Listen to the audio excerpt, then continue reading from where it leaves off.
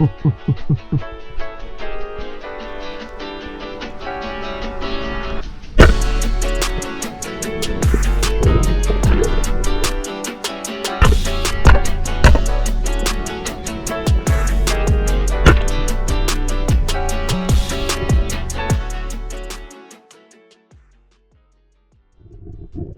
mate. Welcome back to the Spearfishing channel. In this video, I went on a boat dive with a bunch of the Cero fellas for the first time, and this day was action-packed straight from the beginning. I made my first drop of the day right after jumping off the boat, and I ran into this nice school of small barras. I swam towards those fish very slowly and doing squid fingers just to try to close the distance on them so I could get a shot off. As soon as I knew I was in range of those fish, I extended my arm and popped one.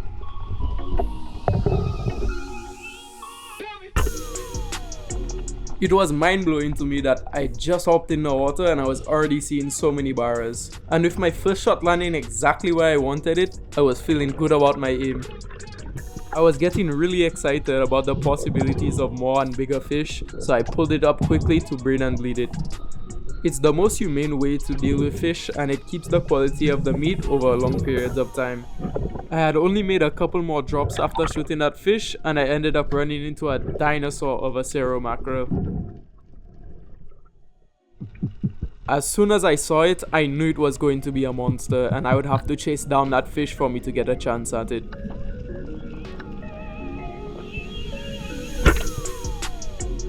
Right away, I knew that my shot placement was horrible and my spear did not pass all the way through the fish. So I just opened my reel and let that fish run however it wanted. Mackerel flesh is so soft that if you put any kind of pressure on that fish, it will tear off. So I just applied light tension to the line and let the fish run as it wanted for it to get tired. After that long fight, it wasn't making runs anymore, and I was able to pull it to the surface and grab it by the tail. After getting my hands on that fish, a huge wave of relief went over me because I knew that at any point during the fight, I could have lost the fish. So I quickly dispatched it so it would have no chance of getting a second wind. And as always, I bled the fish to preserve the meat quality. And right here, you can see why I was so stressed out about my shot placement. The spear was only in the belly of the fish, which is the softest part, and the flopper had only opened in the gut cavity, so I have no idea how that fish stayed on. Regardless, I was super excited to have landed that fish, and it turned out to be my second biggest Cero, coming in at 10 pounds. After shooting that big Cero, I had a good feeling that day was just going to be for big fish. So I became really selective with my shots and did not pull the trigger very often. I made a drop on a really gradual slope and I just looked for a place for me to lie down on the bottom. I kinda looked around in the deeper areas just to see if there was anything hanging out, but I didn't notice any fish.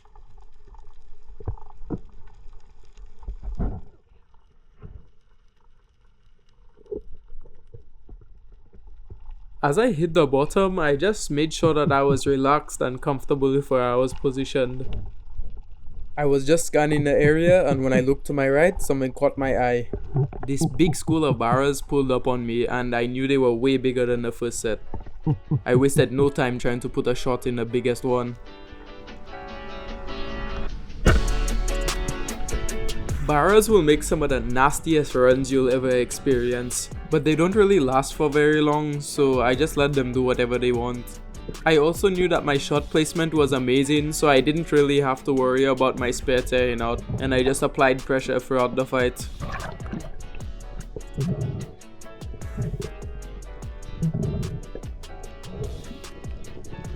At this point, the fish was almost completely tired out, so the only thing I had left to worry about was the mouth. Barras have some of the nastiest teeth of all fish, and you do not want to get your hands near them. The best way to deal with them is either by grabbing them by the tail or putting your hands in the gills. In this case, I wasn't able to grab the tail, so I put my hand in the gills to keep control of the head. This barra came in at 9 pounds, and when they get to this size and above, it's quite difficult to get that knife in to brain them. And after struggling to get that done, I bled the fish in order to preserve the meat quality. At this point in the day, I was just shocked with how many fish I was seeing, and anything after this was just a bonus. After taking those first few fish, the shallows kind of got empty and I moved a little deeper with my friend Jonti, who I met in school. He's one of the few people that I know that can push the same depths as me, so I was really comfortable with him being on the surface as I was making these deeper drops. I think this drop was somewhere between 60 and 70 feet, and it just looked like an area where big fish would pass.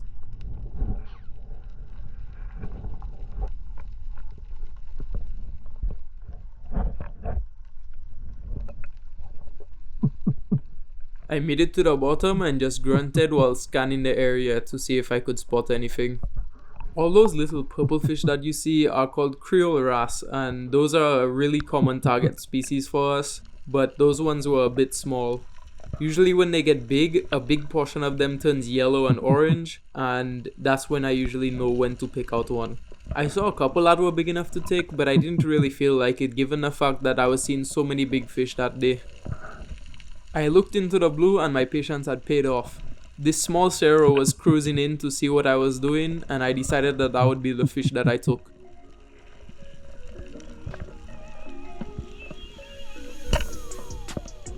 My spear blasted all the way through the fish and it got strung on my line, so I just head to the surface knowing that it wouldn't go anywhere.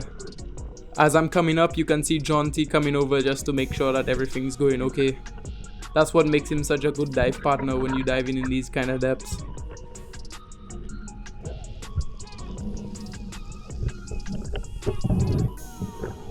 Right as I hit the surface, we saw a bunch of really nice barjacks hanging down at about 40 feet, and as I would expect from him, he went down and took one with no hesitation. I waited for him to come to the surface, and once I knew everything was okay, I brain and bled my fish.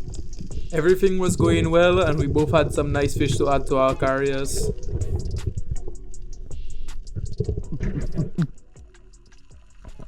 After taking my Cero, me and Jonti continued diving the deeper reefs and I made a drop to about 70 feet.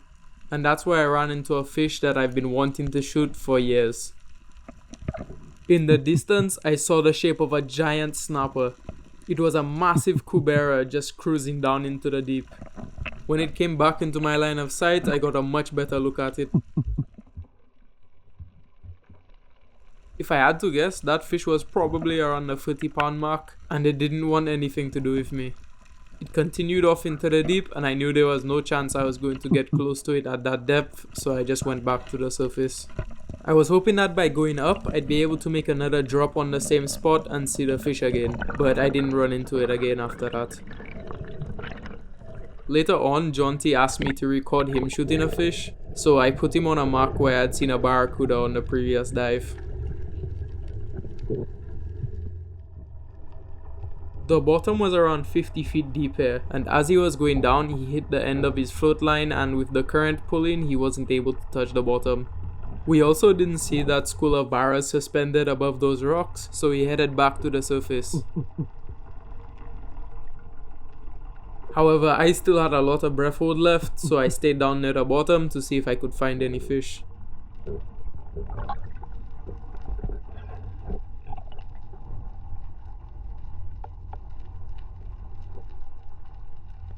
I looked around for a while, but I didn't see anything. And then as I looked to my right, this small Barra came out of nowhere and gave me a perfect shot.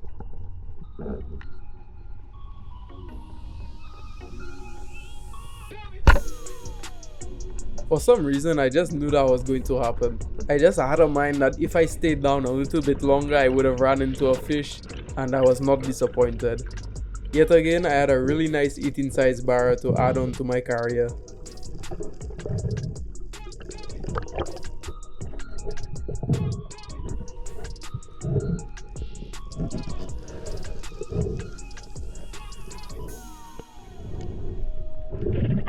On this drop, I didn't shoot any fish, but I saw so much life and had so many opportunities that I thought it would be a good drop to share. When I was on the surface, I could see a lot of snapper, but I didn't know what kind I was looking at. It was only as I was getting closer to the bottom, I noticed that almost every single type of snapper species in St. Lucia was mixed in with those. As I was approaching the bottom, I saw this really nice mutton snapper and I knew that's the fish I wanted. I really wanted that fish specifically because it was a really nice mutton snapper and I hadn't shot one yet since my return. I was hoping that that fish would have come up and give me another look, but it didn't seem too impressed with my grunting and scratching. I feel like I should have tried to cut my losses on that fish and shoot something else that dive, but I was really hopeful that that fish would have came up and gave me another shot. And I'm really surprised I didn't even consider taking one of those big mahogany snappers or nice sized greys. Every single one of those fish was perfect eating size and I really should have taken a shot at one. I was just so tunnel visioned on that mutton and I was seeing so many other fish that I just couldn't really pick out one to take. So I went up to the surface empty-handed.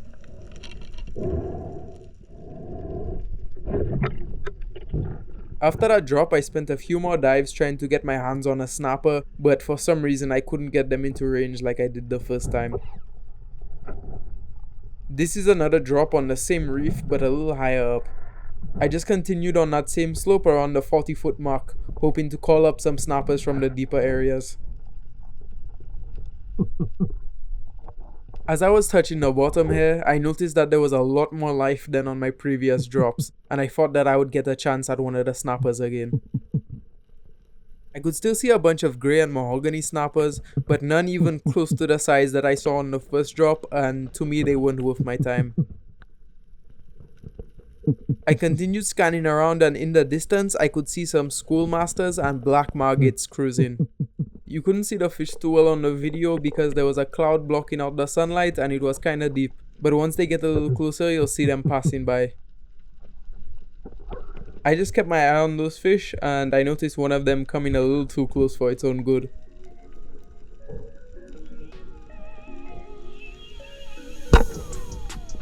When I pulled the trigger, I was fully expecting a stone shot, but I guess I aimed a little bit too low for that. Either way, I knew my shot wasn't going anywhere, so I just went to the surface like normal. Black Margate are just one of those fish that I don't really see people taking online, but here in St. Lucia they are very popular eating fish. This one came in at 3.6 pounds, which is a really good size for the West Coast. While dealing with that fish, I ran into yet again a really nice barracuda. It was just hanging in the current and I went down to put a shot in it. I quickly found out that this was one of the most angry fish I've ever encountered.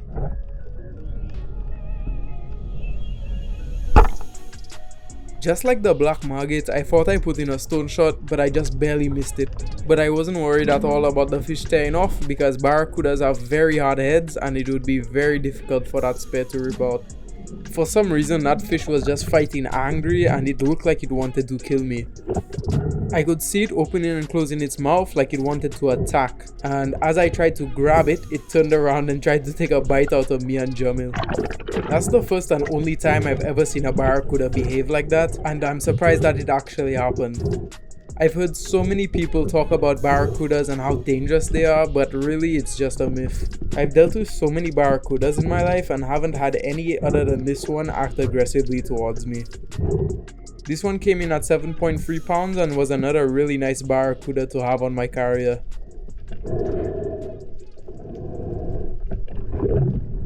After taking that barra, it was just me and Jamil in the water and everyone else was ready to go home.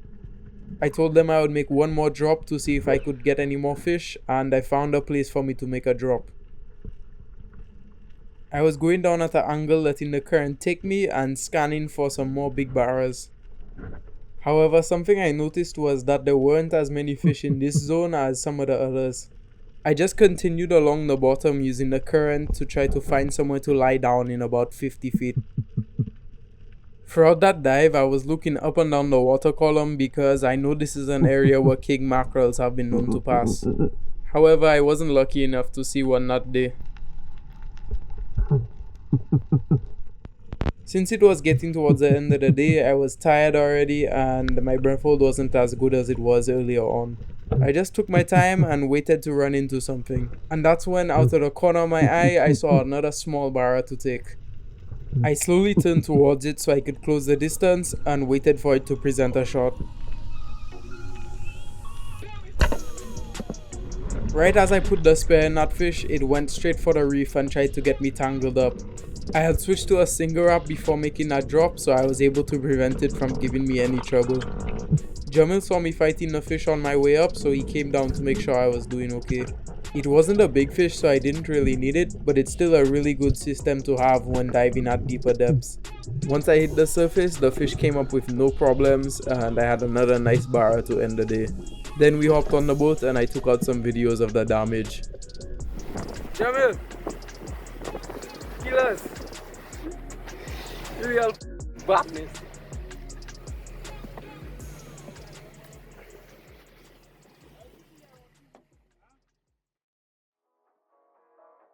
That about wraps up all the footage from what was definitely one of my best days ever. And it was really cool to have shot all those fish on my first dive with the Cero fellas.